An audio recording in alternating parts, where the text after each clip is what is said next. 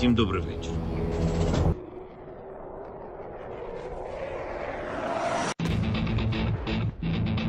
On behalf of the brave,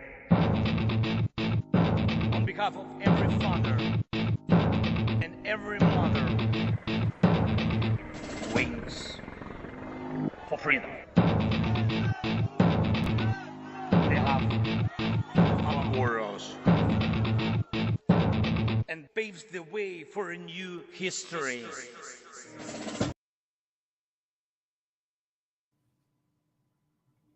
Hello and welcome to Tochnyi Weekly, the show that gets behind the headlines to discuss the Russian invasion of Ukraine.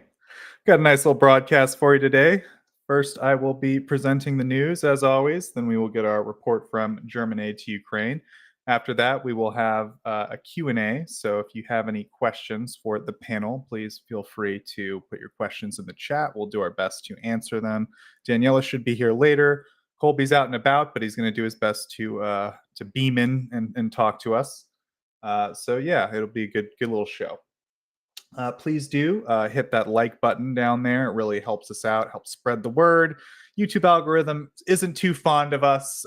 They consider what we do violent. They say some of the things that we show you guys are too violent for you, and the YouTube nanny state is trying to keep us down and keep you down. So if you like our content about Ukraine and you appreciate what we're doing, please do help us cut through all the noise. You know, we don't really ask people for money or any like contributions like that. All we ask for is like to spread the word about what we do, all the great research that my colleagues at Tochnyi do, and also to promote us on any algorithms possible to help us spread the word about what's going on in Ukraine, because we do our best to provide you accurate information. Please also check us out on Twitter and Blue Sky. We do some updates there and stuff like that. And we're not really active on other social media. So like I said, if you could spread the word about us, but yeah, if you want to follow us on social media, you can get us there. And then of course we have our website, tochnyi.info, which is a great website. It's run by our excellent, one of our members, Chris, who does a great job. And German Aid to Ukraine has also done a lot of work to make the website really nice. So there's a lot of great research there. A lot of cool maps, a lot of interactive maps with cool information, a lot of really cool articles with really specific technical information about what's going on. So if you're interested in sometimes we gloss over details here on the stream because we're trying to make the stream in a more like accessible format for the public. But if you're like, I don't understand how this FBB data works, like you should definitely go to the website. That's where all the details are. So check out tochnyi.info and yeah. And then, of course, we will have a little Q&A. We'll do our best to answer any questions that you guys have in the live chat. So we appreciate everyone tuning in to live chat for the broadcast. And if you have any questions at any point in the stream, feel free to ask. We'll look through all the questions at the end. We'll do a little Q&A for you. So I think that covers everything for the intro. Without any further delay, I will now cover the news. These are the main headlines as of January 26th, 2025. Ukrainian forces launched a series of attacks overnight on January 21st, striking multiple targets within Russian territory and the occupied areas. According to Ukraine's general staff, the strikes hit Lyskinskaya oil depot in Russia's Voronezh Oblast, the Smolensk aviation plant, and a Russian command post in Donetsk Oblast. The Russian Defense Ministry reported intercepting a significant number of Ukrainian drones, stating that a total of 55 were shot down. Among these, 10 drones were reportedly downed over Smolensk, while another 6 were intercepted over Voronezh. The Lyskinskaya oil depot, which had previously been targeted on January 16th, was hit once again.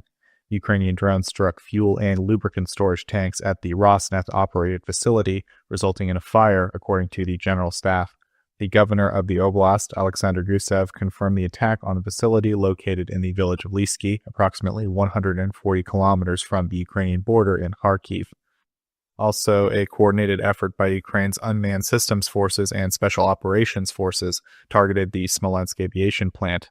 Reports indicated that explosions were observed at the site. The facility, which is located less than 60 kilometers from the Belarusian border and approximately 270 kilometers north of Ukraine, is known for its role in producing and modernizing the Su-25 military aircraft.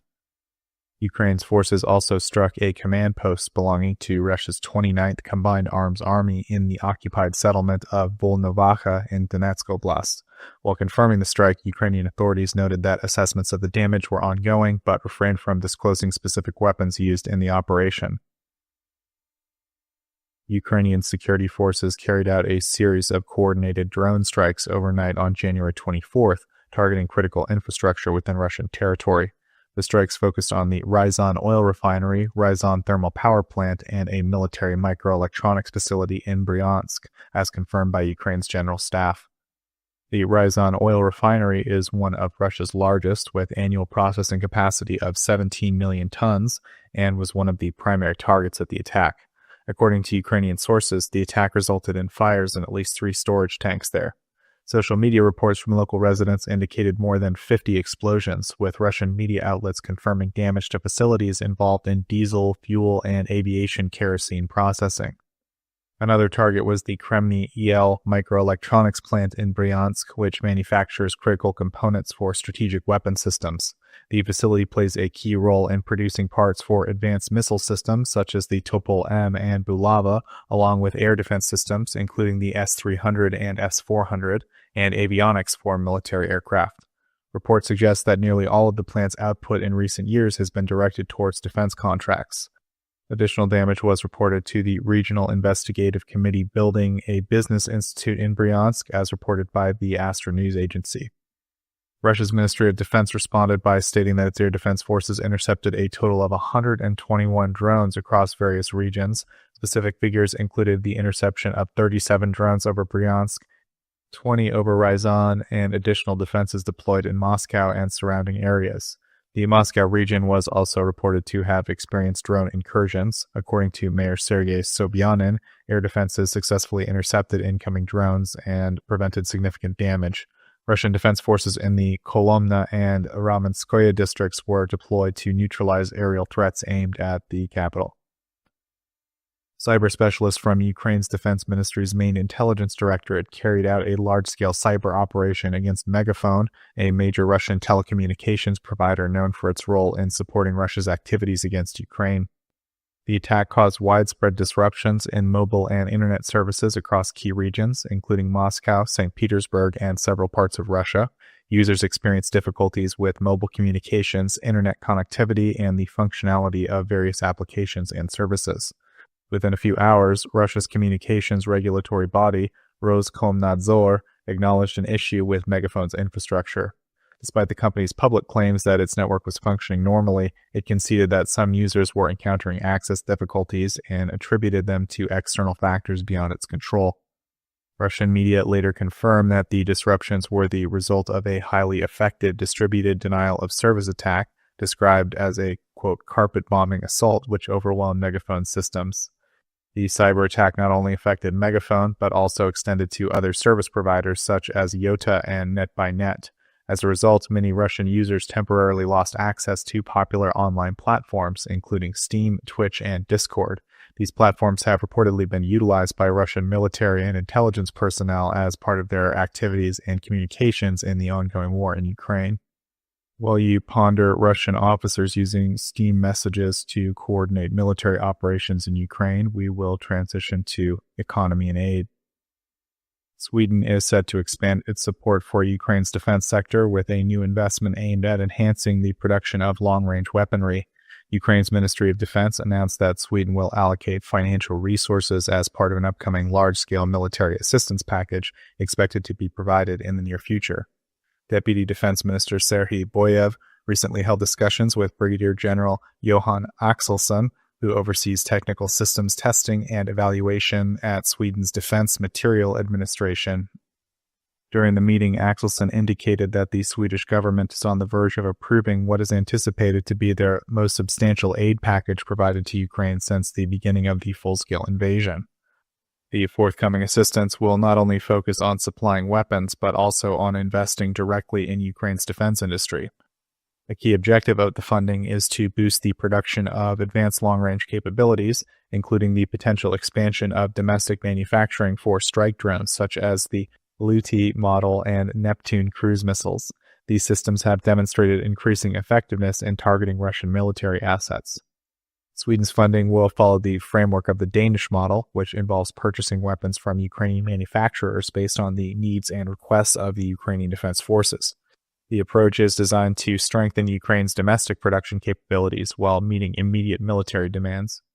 The meeting also resulted in an agreement to develop a bilateral framework aimed at supporting joint defense projects. Both parties discussed specific proposals and identified priority defense products to be produced under the initiative. The investment builds on previous Swedish support, including a €20 million allocation last October as part of a €63 million aid package directed toward the Ukrainian defense industry. Sweden has committed to a 3-year assistance program, pledging $7.5 billion in military aid starting in 2025. Ukrainian President Volodymyr Zelensky recently commented on the reported suspension of U.S. civilian aid programs to Ukraine, which are said to be on hold for 90 days following a directive from the newly appointed Secretary of State, Marco Rubio. During a press briefing alongside Moldovan President Maia Sandu, Zelensky acknowledged the situation but highlighted that military support from the United States has so far remained unaffected. Reports from Politico sources suggest that the State Department's temporary pause covers most foreign aid expenditures, excluding allocations for Egypt, Israel, and emergency food aid programs. After the 85-day mark, Rubio is expected to advise President Trump on which initiatives should continue and which should remain frozen. Sources within USAID, cited by Reuters, confirm that Ukraine's humanitarian support is among the affected programs.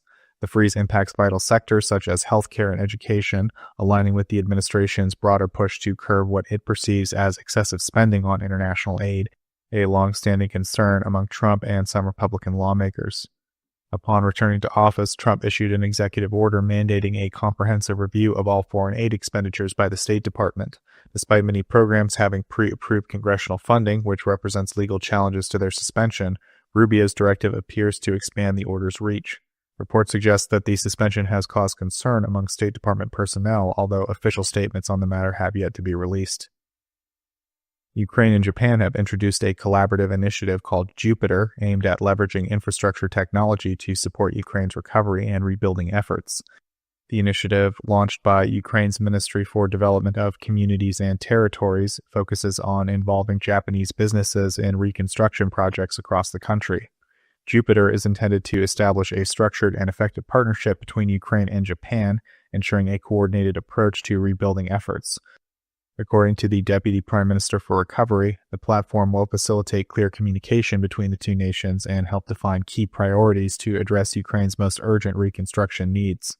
The initiative is to serve as an information hub for Japanese companies, offering updates for ongoing developments and highlighting critical recovery projects. Ukraine plans to work closely with Japan in sectors such as residential infrastructure and workforce development in transportation and related industries.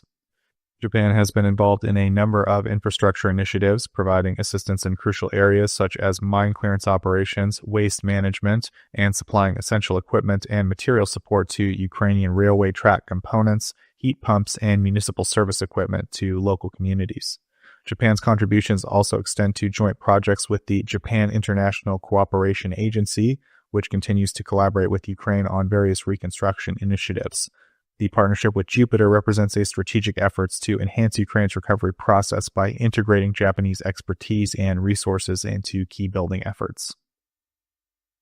An investigation has revealed that the Italian steel company, Ireland and Daniela are not here to hear me butcher this, Cividale SpA, has profited significantly from its involvement in the Russian market, earning approximately €93 million from 2014 and 2023, despite international sanctions.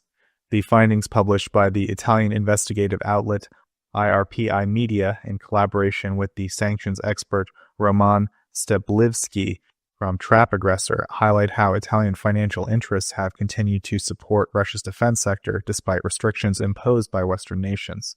According to the investigation, Cividale SpA holds shares in the Russian company BVK, which is subject to U.S. sanctions. BVK is based in Stankomash Industrial Park in Chelyabinsk, a Soviet-era facility that was revitalized by Russian businessman Valery Bondarenko. The plant is known to supply components for Russia's defense industry, including parts for the Smerch multiple rocket launcher system, which has been deployed in attacks on Ukrainian civilian areas. The industrial complex has a long history linked to military production, having been repurposed during World War II to serve defense needs. After the dissolution of the Soviet Union, it experienced economic decline, but it was restored in 2011 under Bondarenko's leadership. His efforts attracted investments from European firms, including Cividale, which contributed 4.5 million euros to BVK's operations. Bondarenko, who holds the majority stake, retains control over the industrial park and its associated enterprises. Despite the ongoing war in Ukraine, Cividale SPA continued to profit from its Russian business ventures. In response to concerns about its involvement, the company claimed it does not directly participate in BVK's management and adheres to all imposed sanctions. However, it has indicated intentions to divest from BVK, although it remains engaged in the Russian market to some extent. As of 2024, military-related production accounts for around 30% of the country's overall industrial output, with the Stankomash industrial facility playing a crucial role in achieving these goals. President Zelensky has announced Ukraine's readiness to facilitate the transit of natural gas from Azerbaijan through its territory. Speaking at a joint press conference with Moldovan President Maya Sandu, Zelensky outlined discussions held with Azerbaijani President Ilham Aliyev during their recent meeting in Switzerland. The Ukrainian leader noted that Azerbaijan's current gas production capacity stands at around 40 billion cubic meters annually, with domestic consumption estimated at around 14 to 15 billion cubic meters. The remaining volume of approximately 25 billion cubic meters is allocated for export, and Ukraine could serve as a transit route to Eastern European countries if demand arises. Zelensky highlighted that Ukraine's gas infrastructure could be utilized by Azerbaijan to supply its exports to multiple countries in the region, and underscored the strategic potential of such cooperation and expressed Ukraine's willingness to support Azerbaijan's export expansion by offering their transit capabilities. Regarding Russian gas transit, Zelensky reiterated Ukraine's position that it will not renew the expired contract for the exported Russian gas through its pipelines. He emphasized that the decision aligns with both legal and ethical considerations and asserted Ukraine will not contribute to Russia's revenue generation. Instead, he welcomed the prospect of facilitating Azerbaijani gas exports, positioning it as a mutually beneficial alternative. So those of you who tune in every week know that I report on this somewhat frequently in terms of Azerbaijani gas in Europe. I think reading between the lines here, it sounds like Ukraine is saying that they're willing to transit Azerbaijani gas, but they're not willing, which Azerbaijan wants to do, to also take a whole bunch of Russian gas and just call it Azerbaijani gas and move it through Ukraine. That seems to be what being said between the lines here. So it doesn't sound like there's been any movement, but you guys know I always report on this Azerbaijani gas thing that's going on. The cost of transporting Russian ESPO crude oil to China has experienced a sharp increase, soaring to nearly 5 times its previous levels following sanctions imposed by the United States. Shipping fees from Russia's Kozmino port to China have now increased to $7 million per voyage and marks a significant rise from $5.5 million the previous week and a stark contrast from the pre-sanction rate of $1.5 million. The impact of these sanctions has introduced considerable challenges to the ESPO oil trade, with Chinese ports adopting a more cautious approach when handling tankers linked to sanctioned entities. The highlighted scrutiny has disrupted regular shipping operations as several vessels previously dedicated to the route have been blacklisted. Tankers that traditionally transported oil from Russia's western ports, such as Ust-Luga and Primorsk, are now being redirected to eastern routes to meet Chinese demand. Among the recent vessels entering the trade route is Legend, an Aframax-class tanker that loaded its first shipment at Kozmino on January 20th. The vessel was previously transporting Urals crude from western Russia to export terminals, but now will be headed to Huizhou in southern China. Russia ended 2024 with its most significant budget shortfall in recent years, reaching approximately 3.5 trillion rubles, equivalent to around $35 billion. The figures reported by the Moscow Times, based on data from the Russian Ministry of Finance, reflect a substantial gap between expenditures and revenues. Preliminary assessments suggest that the government spending exceeded initial projections by roughly 800 billion rubles, or around $8 billion, bringing total expenditures for the year to about 40 trillion rubles, or about 400 billion US dollars. This is a notable increase compared to the previous year and highlights financial pressures faced by the government. A surge in inflation towards the end of the year contributed to a significant rise in revenue from non-oil and gas sectors, which saw a 26% increase amounting to 25 trillion rubles, or around 257 billion US dollars. In accordance with fiscal regulations, these revenues were directed to fund government spending. Despite also experiencing a 26% increase, revenue from the oil and gas sector, totaling 11 trillion rubles, or around $111 billion, did not meet expectations. The deficit stands as the largest recorded in recent years, surpassing figures from previous years, which were around 3.3 trillion rubles in 2022 and 3.2 in 2023. Over a 3-year period of the ongoing war with Ukraine, Russia's total budget shortfall has accumulated to approximately 10 trillion rubles, which is around 100 billion US dollars. However, accounting for Russia's growth in GDP due to military spending as a proportion of the country's gross domestic product, the deficit has seen a slight reduction, falling to 1.7% compared to 2.1% in 2022 and 1.9% in 2023. Up next, we have foreign relations. Russia and Uzbekistan have agreed on a long-term military strategic partnership program that will remain in effect until 2030, according to an announcement by Russia's defense ministry. The partnership plan includes 50 joint military initiatives planned for 2025, with additional strategic projects extending from 2026 through 2030. Specific details regarding these activities were not disclosed. The agreement was formalized by Russian Defense Minister Andrei Belousov during his recent visit to the Uzbek capital of Tashkent. Despite maintaining strong economic and political relations with Russia, Uzbekistan has taken a cautious stance regarding Moscow's military actions in Ukraine. The Uzbek government has issued warnings to its citizens about the legal consequences of participating in the war as mercenaries. Although closely linked to Russia economically, Uzbekistan has opted not to participate in the Moscow-led regional organizations such as the Eurasian Economic Union and the Collective Security Treaty Organization, signaling a degree of strategic autonomy in their foreign policy. The two countries previously established a defense cooperation treaty in 2017, which covered a range of military-related areas. The agreement included provisions for arms supplies, technical maintenance and repairs, military assistance, and collaborative research, as well as development efforts. The newly signed strategic program is expected to build upon and expand on that framework set by the earlier treaty and reinforce defense ties between the two nations. Russian President Vladimir Putin and Chinese President Xi Jinping held a video conference in demonstration of their strategic alliance, coinciding with Donald Trump's inauguration as the 47th President of the United States. Speaking from his residence outside Moscow, Putin emphasized the strong partnership between Russia and China, describing it as grounded in mutual interests, equality, and shared benefits. He addressed Xi as a close and valued ally and reinforced deepening ties between the two nations. While neither Putin nor Xi directly referenced Trump during the publicly broadcasted portion of their discussion, the timing of their conversation suggests an effort to align their approach in response to the new U.S. administration. Trump has previously signaled intentions to impose tariffs and adopt a more confrontational stance towards China, while also hinting at potential areas of cooperation, such as addressing regional conflicts and the regulation of fentanyl-related substances. Trump has expressed his desire to swiftly broker an end to the war in Ukraine, a process that would likely involve China due to Russia's increasing reliance on its economic and political backing.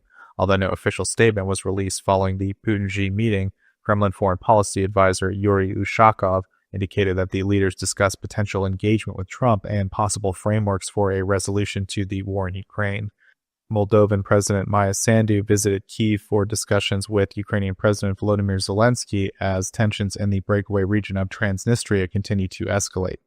The pro-Russian enclave, located along Moldova's border with Ukraine, has been experiencing widespread energy shortages, including heating, hot water, and electricity disruptions following the expiration of a key gas transit contract at the beginning of the year. Since the termination of the Kyiv-Moscow agreement that previously allowed Russian gas to flow through Ukrainian pipelines to Transnistria, the region has faced an energy crisis.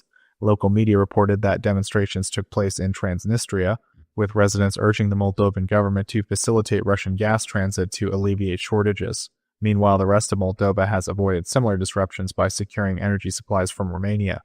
As Ukraine continues to resist Russian military aggression in its third year, Moldovan officials are increasingly concerned about potential efforts by Moscow to destabilize the region through the energy crisis in Transnistria.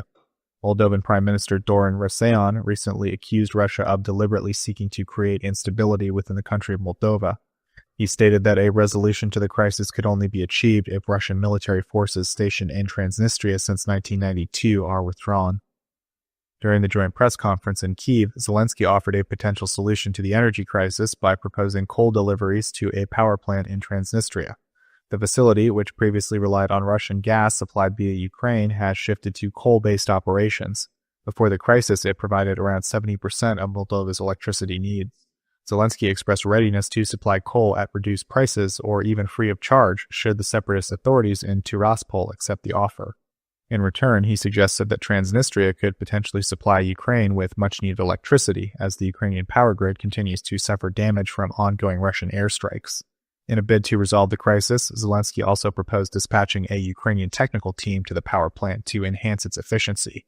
Both leaders stressed that the responsibility now lies with the Transnistrian authorities to accept the assistance and restore power and heating to the region's residents. The U.S. Department of Homeland Security has halted several programs that previously allowed immigrants to temporarily settle in the country, including an initiative designed for Ukrainians. This action aligns with President Trump's commitment to implementing stricter immigration policies and his plan to carry out what he describes as the largest deportation effort in the nation's history.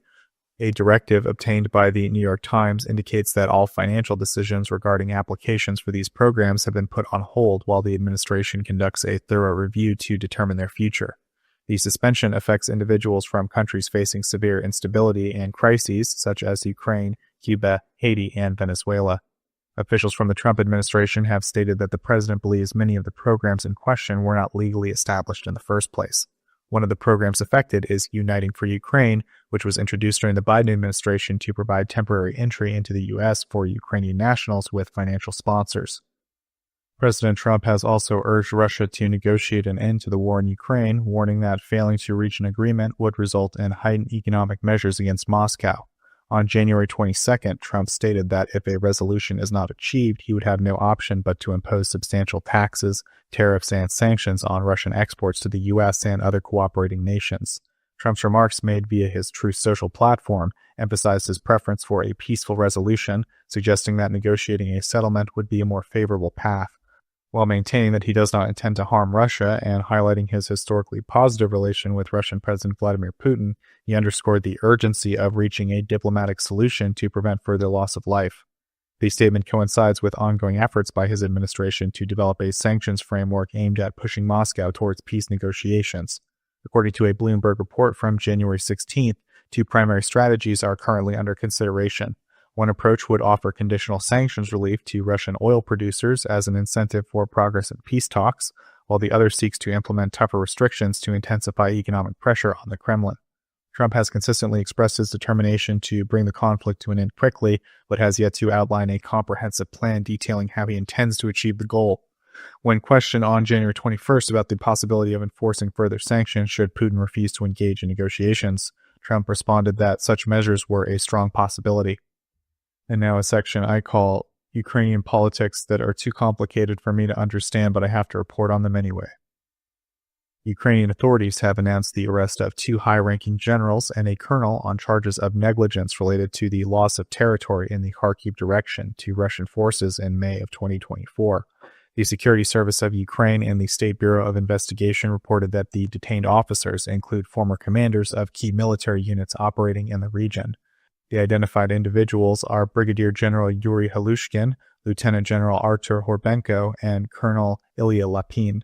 They previously held leadership roles in the Kharkiv Operational Tactical Group, the 125th Separate Territorial Defense Brigade, and the 415th Separate Rifle Battalion of the 23rd Separate Mechanized Brigade. According to investigators, their alleged negligence played a significant role in the Russian advance, leading to personnel losses, equipment destruction, and a failure to maintain control over the border. Halushkin is accused of assigning defensive responsibilities to the 125th Brigade that were beyond its operational capabilities, while failing to provide necessary oversight to the situation. Investigators claim that his decisions compromised the region's defenses. Horbenko allegedly underestimated the Russian forces' capability to resume their offensive and failed to take adequate measures to address the growing threat. It is reported that he did not communicate critical intelligence regarding the impending Russian attack to his subordinates and did not ensure full mobilization of available personnel, including officers, to fortify defenses. Lapine faces accusations of failing to organize defensive operations in strategically important settlements and neglecting to establish key defensive positions. Investigators also allege that he did not keep senior leadership informed of battlefield developments, allowing a dozen soldiers to abandon their positions, and issued unauthorized orders that contributed to the collapse of various defensive efforts. The 3 officers have been charged under Part 4 of Article 425 of Ukraine's Criminal Code, which addresses military negligence and carries a maximum penalty of 8 years in prison if convicted. Also, the dismissal of Marina Berzukova, the head of Ukraine's Defense Procurement Agency, has sparked significant controversy, with calls for Defense Minister Rustem Umerov to step down as a result. Anastasia Radina, the chair of the Parliamentary Anti-Corruption Committee, publicly urged Umerov to resign following his decision to terminate Berzukova's contract, a move that has drawn criticism from pro-reform lawmakers and anti-corruption organizations. Berzukova and the Defense Procurement Administration have rejected Umerov's decision, asserting that it lacks legal standing and that she remains the agency's rightful leader. According to the agency, only its supervisory board has the authority to extend or terminate the director's contract under Ukrainian law and the agency's charter. On January 23rd, the board unanimously voted to extend Berzukova's tenure for another year, but the following day, Umerov overruled the decision, citing dissatisfaction with her performance. Critics argue that Umerov's actions threaten the DPA's independence, which was established in 2022 to ensure transparency and curb corruption in defense procurement. They claim that the minister's intervention could jeopardize Ukraine's military aid from Western allies, which heavily relies on transparent procurement processes. In response, the DPA issued a statement condemning the dismissal as an attempt to exert undue influence on the agency's governance and a violation of prior agreements between the ministry, civil society, and international partners. Radina criticized Umerov for undermining procurement reforms, accusing him of unlawful interference and failing to meet procurement targets. She argued that Ukraine's defense sector requires leadership that prioritizes transparency and an adherence to the law. The controversy has intensified due to amendments made by the Defense Ministry to the agency's charter, which now allows the ministry to override the supervisory board's decisions, a change that lawmakers and watchdogs claim is unlawful and undermines the DPA's independence. Following the dismissal, the Anti-Corruption Action Center filed a complaint with Ukraine's National Anti-Corruption Bureau, urging an investigation into Umerov on allegations of abuse of power. Despite Umerov's dismissal, Berzukova has insisted she will continue fulfilling her responsibilities and asserted that her contract, which began in January 2024, remains valid until January 2025. And as of now, Berzukova remains in her post. During the World Economic Forum in Davos this week, President Volodymyr Zelensky held separate discussions with several leaders, including Serbian President Aleksandar Vučić and Argentine President Javier Milei. These are just the 2 most interesting to me, focusing on key diplomatic and economic issues. Zelensky, leading the Ukrainian delegation at the forum, engaged in a series of high-level meetings aimed at strengthening Ukraine's international partnerships and addressing security concerns. In his meeting with Vučić, the discussion centered around Serbia and Ukraine's aspirations for European Union membership and the importance of security guarantees. Despite Serbia's historically close ties with Russia, Vučić has publicly recognized Ukraine's sovereignty over Crimea and Donbass, calling Ukraine a friendly nation. Zelensky emphasized the necessity of robust security guarantees to ensure lasting peace in the region. This meeting followed Vučić's recent proposal to host a potential meeting between U.S. President Donald Trump and Russian President Vladimir Putin in Belgrade. Zelensky's talks with Milei covered economic collaboration, recent global developments, and Argentina's relations with the United States following Trump's inauguration. Zelensky extended a warm invitation for Milei to visit Ukraine, expressing appreciation for Argentina's support and encouraging him to witness firsthand the resilience of the Ukrainian people. The 2 leaders agreed to sustain high-level dialogue and explore opportunities for strengthening trade and economic ties. Milei has consistently voiced strong backing for Ukraine's sovereignty in response to Russia's invasion, and Zelensky was invited and attended Milei's presidential inauguration in Buenos Aires in December 2023, where they held discussions to solidify bilateral cooperation. Argentina has demonstrated its commitment to support Ukraine by joining the Ukraine Defense Contact Group, which coordinates military assistance, and participating in the international coalition working to return Ukrainian children forcibly taken by Russia. At Davos, Zelensky also focused on building relationships with Latin American leaders, which is a key objective for Ukraine's diplomatic outreach. They really had more meetings than I can count, including the one I reported on earlier with the leader of Azerbaijan, but I'll leave it there. And my last item for this week, the city of Vologda has become the first in Russia to formally integrate patriotic lessons into kindergarten programs, marking an expansion of the nationwide wartime educational initiative. According to an investigative outlet called Agentstva, the program titled, quote, Important Conversations, was initially introduced in schools in 2022 after Russia's full-scale invasion of Ukraine. Following encouragement from President Vladimir Putin, the initiative has now been extended to younger children to instill patriotic values from an early age. The new curriculum was launched across more than 70 kindergartners in Volodya, with the first lessons taking place on Monday. Reports indicate that some institutions incorporated military-themed activities, dressing children in uniforms, providing toy weapons, and simulating battlefield scenarios by applying bandages to mimic combat injuries. Volodya's municipal authorities stated that the purpose of the lessons is to educate children about the Soviet Union's contributions during World War II. The classes are scheduled to take place weekly and will conclude in early May, aligning with Russia's Victory Day celebrations on May 9th, which commemorate the defeat of Nazi Germany. The idea to introduce the program for preschoolers was first suggested by a kindergarten teacher from Volodya during a meeting with Putin in October. He responded positively to the proposal, and that led to the program's formal implementation in the city. Although similar lessons were tested in approximately 100 kindergartens across the country last year, Volodya stands out as the first to make it a mandatory component of early childhood education. Russia's education ministry is expected to present a report to Putin by March 1st, assessing the potential for expanding the initiative nationwide.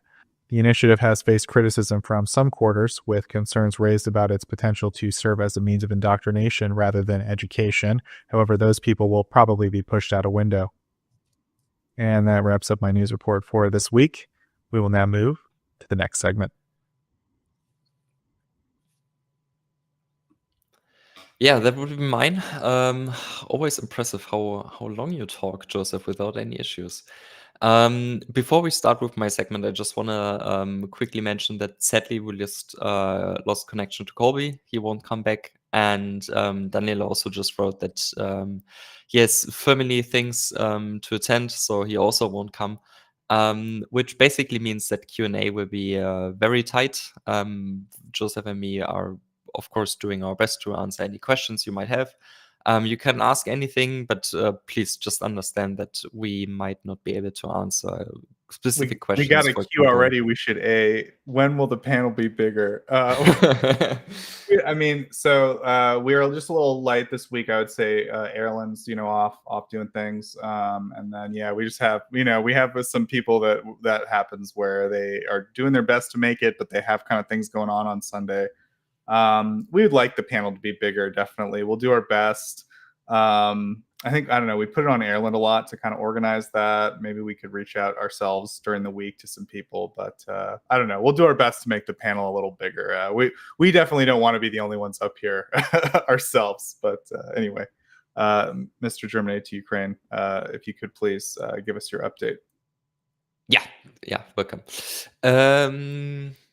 As always, I will not present this week's most important news from Germany regarding Ukraine in, as usual, very short segment. We start with information provided by the Minister of Strategic Industries of Ukraine, who stated on Tuesday that KNDS Deutschland has apparently officially opened a joint venture with an unnamed Ukrainian defense company in Ukraine. According to him, the newly established company will specialize in the maintenance and repair of delivered military equipment, which was once produced by KMW or KNDS. That affects, for example, the Gepard and Cheetah Sparks or the Dingo 2 MRAPs Germany has delivered, but also the Caesar self-propelled howitzers, which France has, for example, delivered. For the joint venture, relevant person has already been trained in Germany, so it's starting to be operational already. A Ukrainian subsidiary, under the name KNDS Ukraine LLC, was already opened in Kyiv in October 2024. The purpose of this is to support the cooperation between the Ukrainian government agencies, the Ukrainian defense industry, and KNDS. And already last but not least, the Ministry of Health of Ukraine announced on Wednesday that the German government has financed 20 mobile clinics for the Ukrainian oblast Chernihiv, Dnipropetrovsk, Kharkiv, Mykolaiv, Odessa, and Sumy. These are now to be deployed in various communities throughout the 6 oblasts. Half of the mobile clinics were already delivered towards the end of last year, while the remaining ones have now been handed over this week. Each mobile clinic is not only equipped with the necessary medical equipment to diagnose and treat patients, but also with air conditioning, a ventilation system, a heater, water tank, a generator, and batteries for power backup or backup power to ensure uninterrupted operation even during power outages, for example, caused by Russian attacks. According to the Ministry of Health of Ukraine, each mobile clinic can perform a wide range of medical tasks. These include general consultation, diagnostics, treatment, laboratory services, ultrasound, vaccination, maternal and childcare, ECG, and more. So yeah, there are very nice vehicles which will probably have a meaningful impact in the communities where they are now being deployed. And yeah, that's already for my segment. So I think we should move over to Q&A. Joseph, have you seen any questions already? I don't think we have many questions. There was one thing I wanted to mention. I don't think I actually ever said anything on stream, but I did report a story where the 155th was, of course, experiencing some issues. And that's the French brigade, the Anna of Kyiv brigade, that was outfitted by France. So I'm definitely not someone who really understands the nuances of Ukrainian military or Ukrainian politics, but it seemed like the story was relatively accurate. It was being put forward by this one guy, Yuri Batusov. He's like a journalist in Ukraine who'd been kind of the like leading the investigation on that story.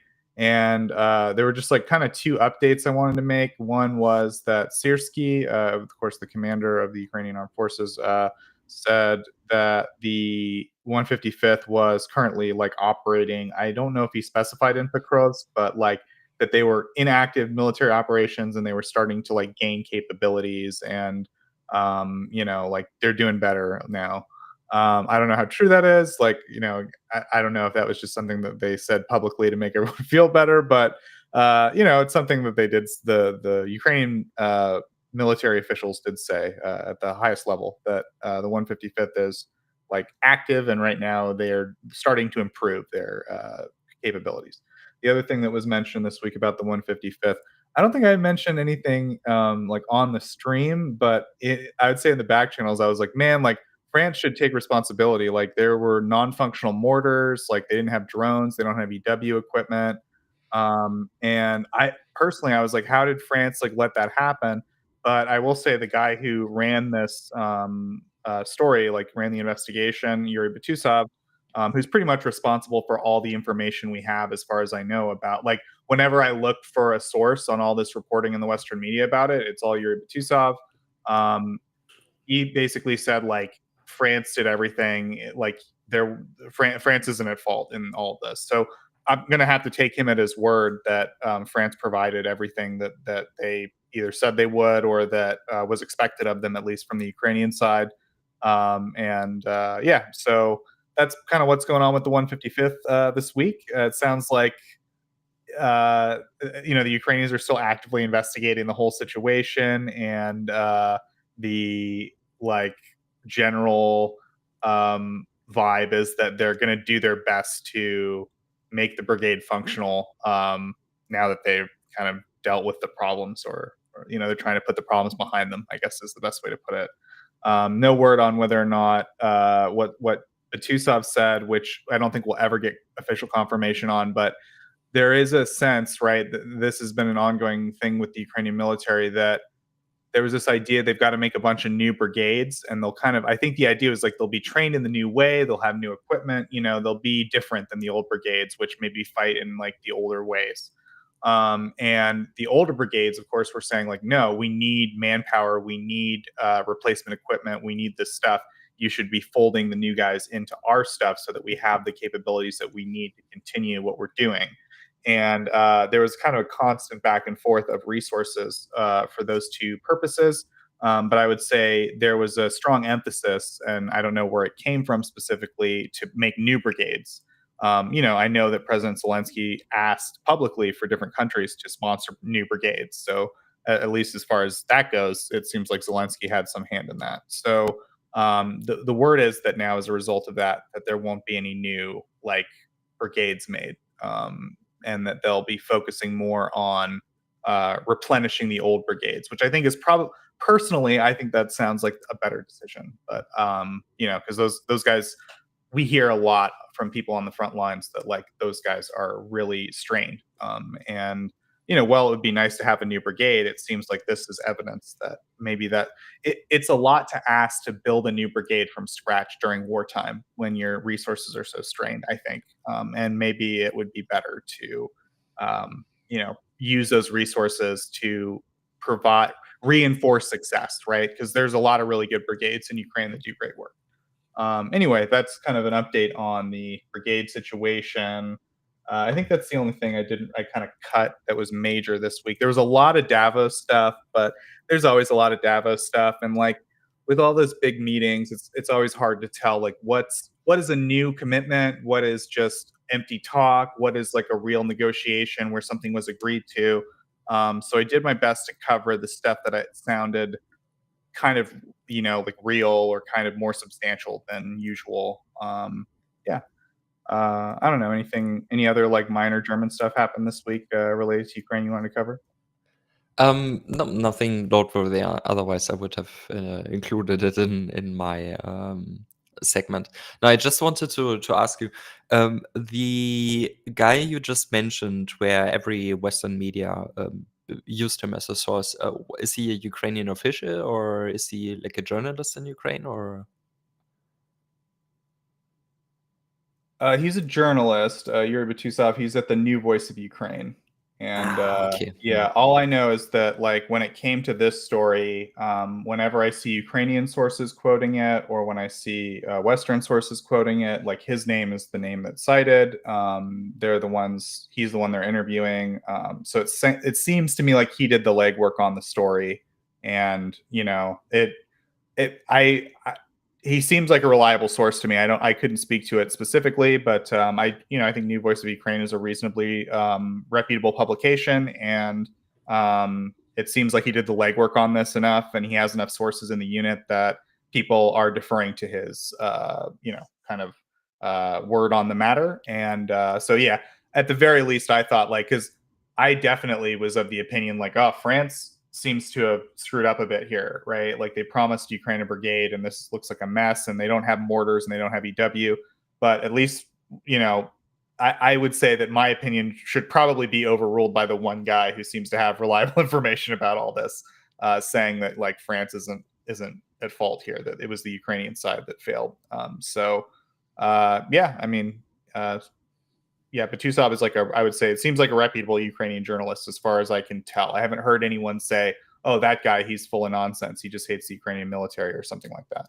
Yeah, no worries, no worries. I was just thinking, first of all, it of course completely depends on what France has promised Ukraine when they're just saying, okay, we're training with a full brigade on a brigade level with this and this and this equipment, then everything is fine. When they didn't when they didn't pledge mortars, or when they didn't pledge drones to be part of their contribution as part of this brigade, then it's of course not their fault, right? It should, my opinion, purely depend on if this was part of the deal or not. And not trying to bitch against France here. I was just thinking, when he's a Ukrainian official, I mean, it's not unusual for Ukraine to take the blame themselves instead of blaming a partner country of them. So, for example, it took them really, really a long time to publicly blame Germany for stalling with all the NATO stuff, right? I mean, that took them really, really long for publicly saying that Germany doesn't want Ukraine in NATO. Just to have one example. So it wouldn't surprise me if he would have been a Ukrainian official, that this doesn't necessarily mean something when he says it's not France's fault. But if he's a journalist, that's of course a different thing. Yeah, I see what you're saying. Yeah, as far as I know, Yeah. he's not limited in what he can say, and it seems like he's been pretty open about this whole thing. So I'm just going to take him at his word, and this is more me correcting the record. I don't remember if I said anything on stream or if I ever implied on stream like I I don't think think so. France should do a better job or something. But if I ever did, I just wanted to correct the record and say, the guy who knows more about this than me said they did a good job. So I'm gonna just take that at his word. Yeah. So we got another question. What was it? Oh, I miss Andrew's updates. Would it be possible for you to lure him in? Man, that's a great question. We What tried. could we do? Yeah, we try. I would say, what could we do to lure Andrew? And we'll do our best. I'm like free pizza. I don't know. But I would say like he's pretty busy. Like he used to hang out more or burnt out. I don't know exactly, but he used to hang out more with like the Tochnyi crew on the server, and he's just been, I think, more busy. The issue just comes down, I think, to workload. Like it's just a constant, never-ending stream of videos, and there's just more and more. Like the amount of information just gets more and more. So he's been, I think, just working his little butt off. Do you know any more about that, Maurice? No, I think you summarized it really well. He's like the work doesn't get less; it always gets more and more. And I mean, we even tried and we added the loaf intro here for a couple of times. Yeah, and he didn't attend. So I don't think we can do anything more besides adding the loaf intro. And yeah, it's yeah unfortunate, sadly, but I guess everyone has to set his priorities straight, right? But there was one question very, very in the beginning from Ozzy. I don't know if you know him, but at Tochnyi, have you guys been on Professor Gertz yet? I'm sorry if that's not the way how to pronounce it. I can't remember if you have appeared there. I personally not. I don't know that guy, the whatever he is. I don't want to insult him. Do you know him, Joseph? I don't. I'm doing my best to look this up. Okay, yeah, I think that explains, or that's an answer to your question. No, we have not, and yeah, maybe check that out. I think we'd be probably happy to talk to him. I mean, he seems. I don't see anything like objectionable, like right on the face of his YouTube channel. So yeah, if anyone wants to facilitate any kind of interaction with Professor Gerdes Explains Ukraine, I think we would be happy to like interview him or talk to him in any capacity. Would you? Well, I don't want you to agree to that without looking into his YouTube channel, but I'll say that on my own behalf, just from looking at his channel right now.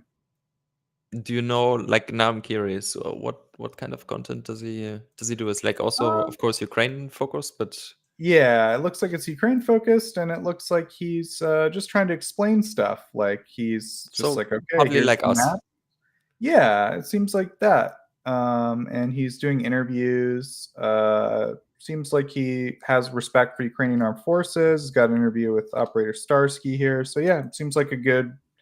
I don't see anything like, as long as he's not some like pro-Russia dude, I'm happy to talk to him.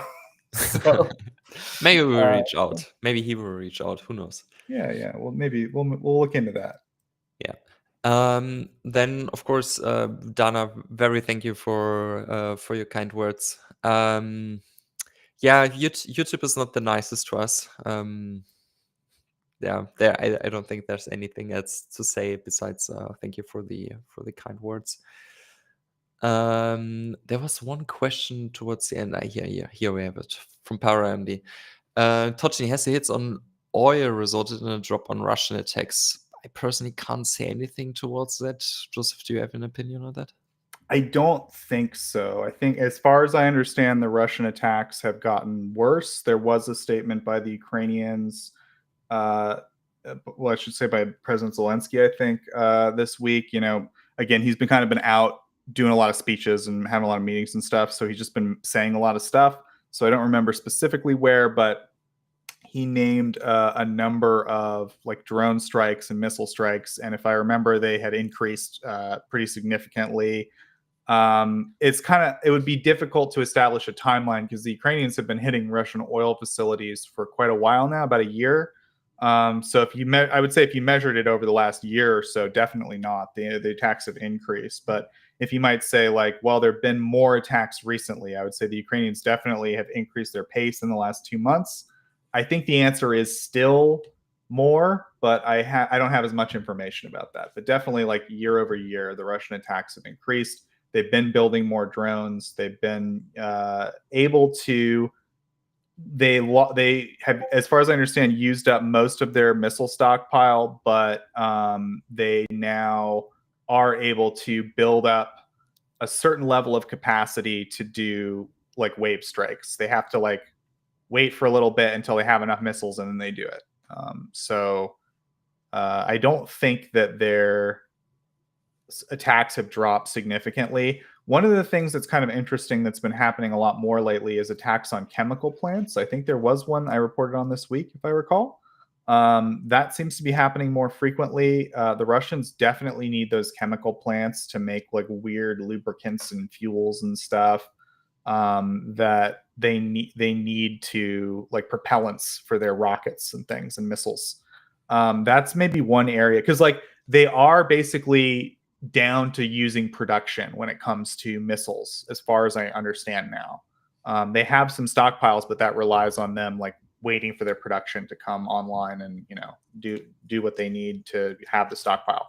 So if you can disrupt those chemicals, then you disrupt the whole chain to get those missiles. So I think that's what I would look at personally if I was looking at like how is Ukraine directly disrupting the missile supply chain. But I don't know. Do you have any thoughts on this? I absolutely do not have, but I just I just had to think of, like with such a detailed explanation of yours, doesn't matter if it's true or not. Like, who needs Colby? Who needs Erland? All we need is Joseph. Well, I love the sound of my own voice. You'll definitely know. It's I definitely don't have like I'm not an expert. I would say I would defer to any if you hear an actual expert say anything that contradicts me, like I would listen to them. But I do read a lot of news about Ukraine week over week to do the broadcast. So I do my best to keep track of this stuff. I've been in the game a while, right? I was pretty serious about broadcasting about this from early on. So I did a lot of interviews and I did a lot of like various things. So I picked up information. So a lot of this stuff doesn't come directly from me. It's me like remembering things I talked to other people about. But anyway, all that to say, I wouldn't take everything I say as gospel, but I will do my best to give you some like background radiation noise that I've heard about what's going on. Norris, you're doing good. Moving on to the next question. I guess it's again something for you. Is it normal to arrest senior officers for losing land? Seems to me that the issues raised in the charges couldn't have been a secret, and it sounds like an organization failure. Do you Yeah. have any opinion on that?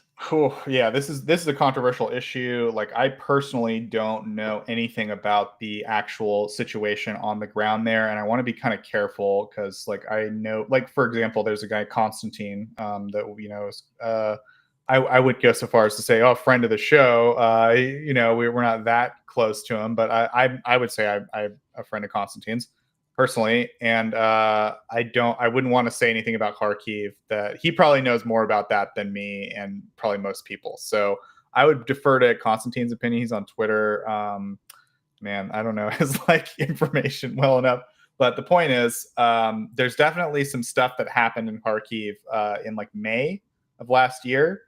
Some shenanigans that the Russians did. The Russians were trying to like restart an offensive. They captured some villages and stuff like that. And it seems like there was some failures. I'll put it this way.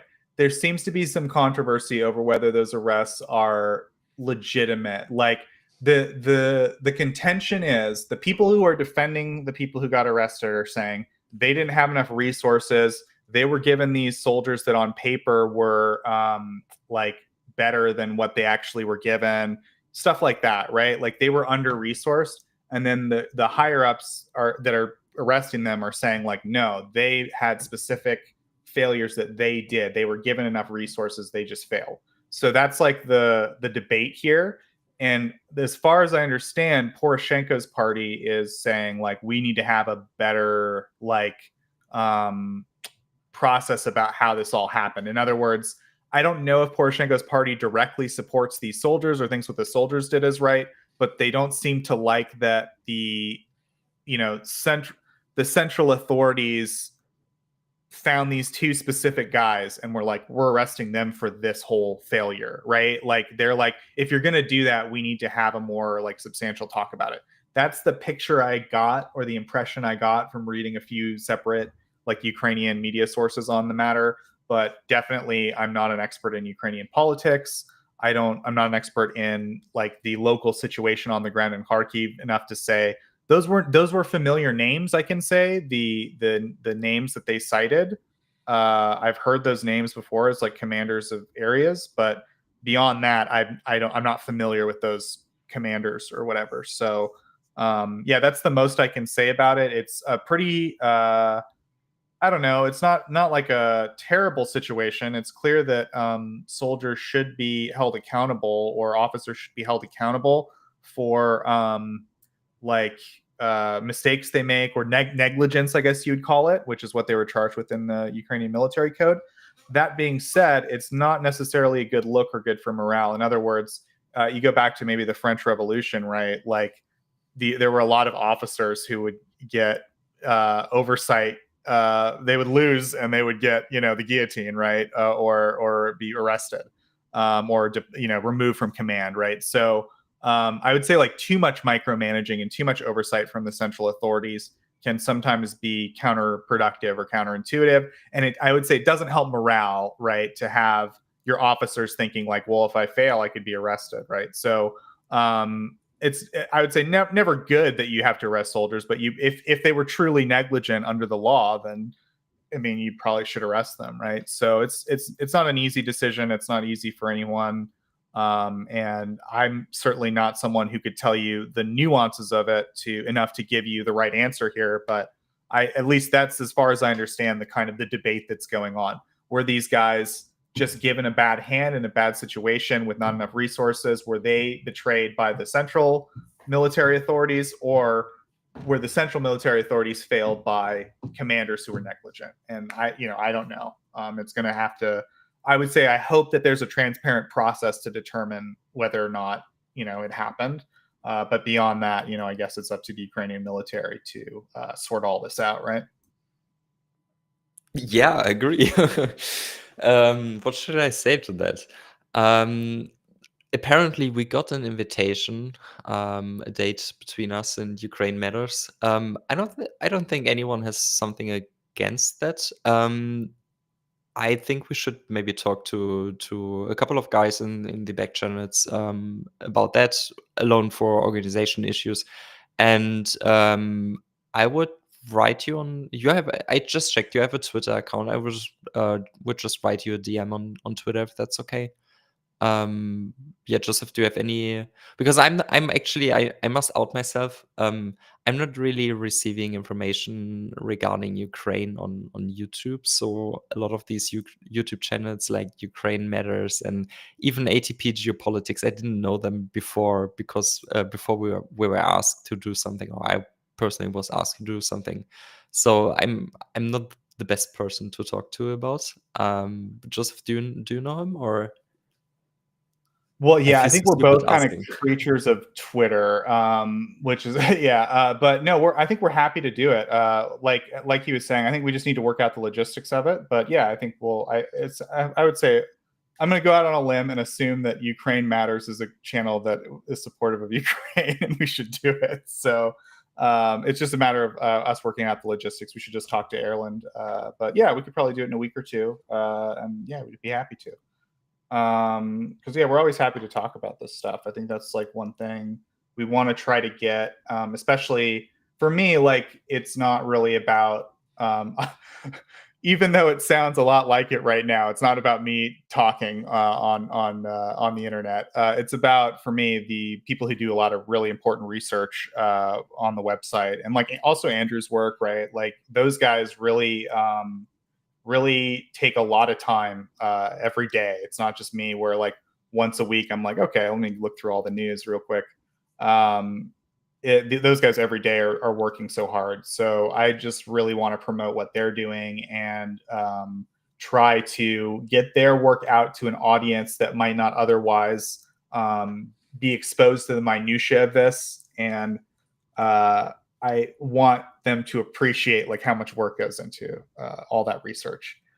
So yeah, for me, like I'm happy to come talk about anything that Tochnyi's doing, and we'll try to get people who are like actually doing the work, because I think those are the most interesting people to interview. But anyway, yeah, if you guys have any connections on YouTube that you want us to collaborate with or talk to, we're always really happy to do that. We were really happy to do the Jake Bro interview. One thing that's kind of unfortunate is we don't check our email enough. So I want to say last week we actually got an email from someone who is part of an economic group. They're like a research, like a research center at a university, a credible university. I forget which one. Probably should name it anyway. And they were like, "Hey, like I'm in Ukraine. I'm going to be doing some interviews. You want to do like a live interview in Ukraine?" And we totally would have wanted to do that. We were like, "Yes, we so want to do it," but we didn't read it for like a week, and we missed it. So we're not the best. We don't. I'll put it this way: we don't have like a designated person who's like, "Oh, I'm going to go check the email and like make sure someone's giving us this cool collaboration offer." So we're much better when you guys reach out to us, I would say directly, versus like Tochnyi as an organization. So that's why I would say Germinate earlier was like, yeah, like I'll reach out to you, right? That's a good way to get our attention, I would say, more than just shooting us an organizational email. But we'll try to be better about, we want to do more collaborations. We'll try to be better about, as an organization, having a procedure to like answer and process collaborative stuff. Because right now it's a little bit ad hoc and a little bit on an individual basis. And it'd be nice to have something a little more solid for that. You think? Yeah, absolutely. I mean, the big problem for us right now is that a lot of people are involved with their personal stuff. I mean, Erland is doing his thing right now. We're not allowed to talk about, and it was already mentioned. Andrew, for example, is so deeply buried in work that he can't come on. Daniela had family things to attend to. Kobe the same. At least he's not at home this time. I am also deeply buried in work, but it's just 2 hours. I make time. Yeah, it's a bad situation. Everyone is just buried in work right now, to be honest. Yeah, it's rough. Personally, I've made a vow. I'm just like gonna do the news every week. Don't care, come hell or high water. So far, I don't think I've missed a week. I think I missed one. Have I missed 1 week? I think I missed. Yeah, I believe you have, like, we had to pre-record a segment from yours like once or twice maybe, but no big issue. Right. Okay. So we pre-recorded it, so I didn't miss it technically. No, I don't think you ever missed a news segment. Wow, I haven't missed a week. It's been like 2 years, I think. Right. Yeah, I'm not sure. I mean, I'm partner of Tochnyi for a year and 2 months maybe, or 3 Okay. months. Didn't I join like September Yeah. 23? Was I already doing the news? I think I was. Yeah, of course. You were Yeah. so funny story, when I joined Tochnyi, one of the first things Joseph said to me was like, "Oh, Jesus Christ, thanks God. I don't need to say all the German names anymore and That's doesn't have true. to butcher them." I was So worried you were about. very glad that you didn't have to tell all the German stories anymore. Yeah, it was like the high point of the Polish border strikes, and like I just couldn't say all that Polish stuff, and it was like really getting to me. And then to have someone come and say the German stuff, I was like, oh, thank God. Yeah, so at least like a year and 6 months I've been doing the news. That's I don't know. So I feel good about that I have not missed a single week to my knowledge. I think you're right. I missed a week, but I sent in a tape and I was like, play this. But yeah, it's just, I don't know, it's hard for people to, I don't know, it's just hard to get people on the stream sometimes. I don't know what it's about. I mean, the big problem I see for us personally, and it doesn't feel like we have a Q&A anymore. It's more like a podcast thing right now, but I don't Yeah. think anyone complains. The big thing for us both, I think, is that you do your news, there will always be news. I do my news, my summary of what Germany does, and thankfully Germany does a lot of things, although it doesn't get mentioned a lot by other people than me. So I also have every week my segment, and it's always like 2 or 3 different things to talk about. So for this week, for example, it was the joint venture which has opened in Ukraine and that Germany has financed 20 mobile clinics. There's always something to talk about. But for other people, like when Danilo comes on, for example, he mostly talks about his articles when he's writing. But of course, he doesn't publish an article every week, and so it's not easy for him to come on. Colby is mostly there for Q&A, which we are very, very glad about. But of course, he has also private things to attend. So it's hard for so we spare him. Erland the same. Erland doesn't have never has any or mostly doesn't have any like segments he works on. It's also just like doing administrative work, which I'm doing right now, like hosting the stream, setting it up and all that kind of stuff. And then also, of course, for Q&A, when we need a strong Norwegian voice, he will be there. Yeah, well, he's done actual military service, number one, so he's good to give you guys a much more, like I don't know if he's been in combat. I couldn't say, but at least he knows how military stuff works on it to a degree that I certainly don't. But you're definitely right that but the other thing I was going to say to give Erlen more credit is he does organize interviews. Like I want to say he did the Jake Bro interview, or at least I think Yeah, true. No, Jonathan. you're right. You're right. Yeah. But yeah, he does organize a lot of interviews, and those are kind of his segments. But yeah, and then you're right though to say that that's what's kind of going on. And also he is cooking a segment right now. If the segment he's cooking right now happens, you guys are gonna be real impressed. Yeah. Anyway, you already want to tease people? Yeah, we shouldn't tease you like that. I'm sorry. The professional thing is just not to say anything until it actually works, or if it fails, then we don't say anything ever to anyone. It never sees the light of day. But I wanted to say you're right though that most people are working on something, and maybe once a month, if that, they actually would want to come on stream and present something new. The other issue is just we haven't ever had a lot of good success of just hey, just come on and be here for Q&A and hang out. We're not quite sure how to do that. So people usually only come on when they have something to say. It'd be nice, I think, if we could set up some kind of environment where just random Tochnyi members, because we have so many people now. It is, I don't know, 40 or 45 people or something. So yeah, just have some of them come for the Q&A once in a while would be cool. Nah, it's increasing, yeah. But you know what we can do is next month there are German elections. There will be, I think there will be a lot of questions regarding the election results and all that kind of stuff. What that means for Ukraine. So maybe we should just do a special stream or so. Maybe with Bionada, so we can integrate Bionada. Anyway, that's background talk.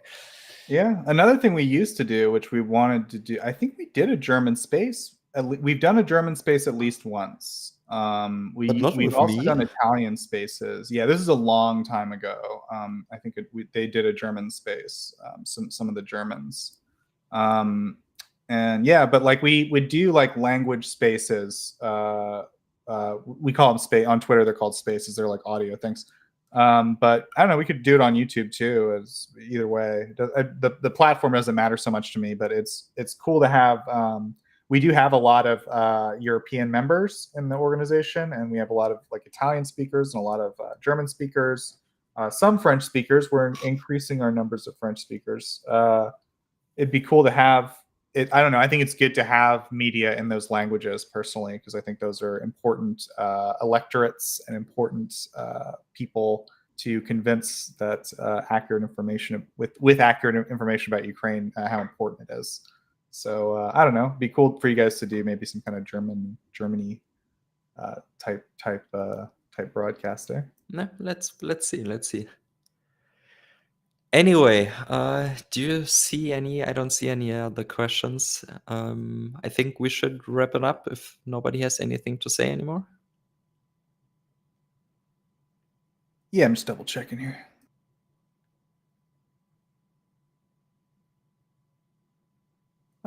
Yeah, Yeah, I think we can go ahead and wrap it up. So, yeah, thanks everyone for tuning in to our little broadcast this week. We really appreciate it. We appreciate our live audience most of all. We appreciate you guys, all your great questions, just hanging out with us, supporting our work. We really appreciate it. We've got a lot of kind words today in the chat. A lot of people are just like, "Hey, thanks so much for what you do."